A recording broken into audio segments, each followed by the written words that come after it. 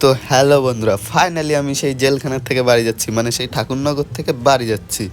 তো এইখানে আমি ছিলাম এই জেলখানায়।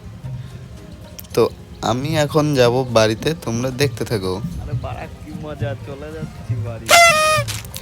তো তারপরে আমি চলে আসলাম রেল স্টেশনে। আমার টিকিট কাটার জন্য খরচা টাকা ছিল না, তার জন্য আমি খাবার কিনে টাকা খরচা করে নিলাম। তো এখানে টাকা খরচা করে আমি চলে আসলাম টিকিট কাটতে বন্ধুরা, বুঝছো? বন্যা একটা তারপরে আমার হয়ে গেছে টিকিট কাটা। টিকিট কাটার পর আমি যখন রাস্তা দিয়ে যাচ্ছিলাম, তো তখন আমার একটু ভালো লাগলো স্ট্রবেরিগুলো খেতে, তো খুব বাজে ছিল।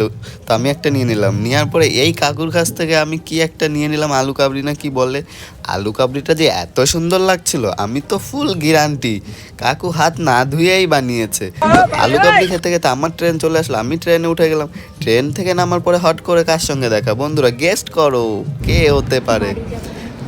তো তারপরে আমাদের পেয়ে গেছিলো খিদে, আমরা বিরিয়ানি খেয়ে নিলাম। বিরিয়ানি খাওয়ার পরে ও চলে গেল ওর বাড়িতে, বসছো বন্ধুরা। তো ও চলে গেল বাড়িতে, আমি যাবো এখন বাড়িতে। আমার বাস চলে এসছে, তো আমি উঠে গেছি বাসে। তো আমার ভিডিওটা এখানেই শেষ করলাম। রাধে রাধে গাইজ।